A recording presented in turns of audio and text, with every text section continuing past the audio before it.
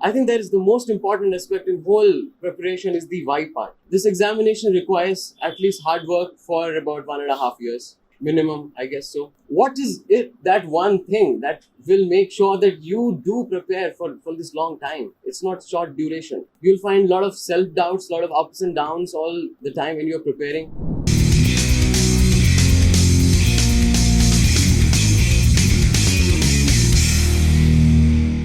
I think if we look at the preparation as I see it, there are three aspects which are very important. One is, as you all know, what is this examination? How, okay, so trying to understand the examination, in which most of the teachers and your the mentors, they do help a lot to you in that aspect. Then there's other aspect of this examination, how to clear it, where your own strategy and the kind of hard work that you put in matters. I think that is the most important aspect in whole preparation is the why part. Why to come into the civil services, right?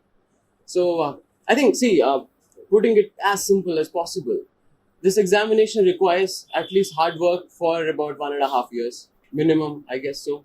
Okay, you have to work every day for at least 8 or 10 hours, and then you have to endure yourself and sustain your preparation for almost 1.5 years. What is it, that one thing that will make sure that you do prepare for this long time? It's not short duration. Okay, you'll find a lot of self-doubts, a lot of ups and downs all the time when you're preparing. Abhi prelims ki test series aayegi and you will find that you are getting 30 marks out of 100, and then you will start thinking, yaar, ab kya karu? Then there is this one thing that will keep you driven. That is answer to this question: why are we here? Why in the first place we want to join civil services? Is it because there are possibilities that you will get a better match when it comes to marriage? Is it that there's too much of social recognition and your parents can brag about you when it comes to the neighbors and the relatives? Is it that? So I think it's very important in the first place to convince yourself, to have some reasonable arguments, to have some strong reasons why we want to join the civil services. Why is it important for us to work day and night, to work with our all sweat and blood to ensure that we clear the examination? And in that sense, this examination will only be a means to you and not an end. Okay, it wouldn't matter most probably whether you clear it or not. Most of us may not clear, because at the end of the day, there's a limited number of seats. Yet you are trying, knowing all uncertainty when it comes to results, yet you are doing your best. And that one thing that will ensure that you endure all through the process will be your strong reasons and arguments that's why you want to join civil services. So the first thing that I would like to suggest here, I tell it everywhere where I go, is that before you start preparing, I think your preparation should start from this. You should try to to think about it. Spend some time, maybe 1 hour, 2 hour, 2 days, 3 days, 1 month, how much time you want to take. But take that time and try to find some strong reasons and convince yourself. अक्सर ये होता है कि जब हम interview पे जाते हैं, मॉक इंटरव्यू से पहले कई सारे बच्चे जाते हैं टीचर्स के पास. Khan sir would definitely know about it.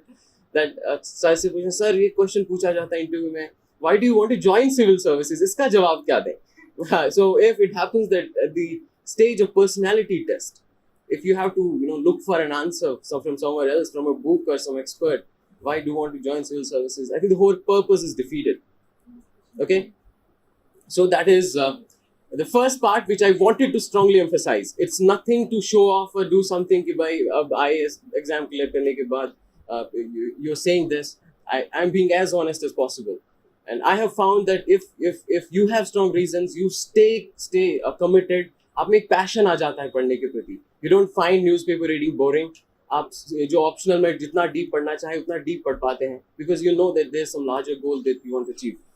That is one aspect of it. Then the second part is which we may call what part of the examination. Okay, so trying to understand the examination in the first place. Okay, now this examination has 3 stages, as you all know, that we have preliminary examination, then comes the main examination, and finally we have a personality test. So all the 3 stages of the examination, they have a particular purpose. They try to test you in one or the other trait, in one or the other way. So it's also important that we understand all the 3 stages well. Okay, so that will be the second task that you should do. So look at the syllabus or the notification that UPSC comes out with. Look at what are the things that are being asked in the preliminary examination.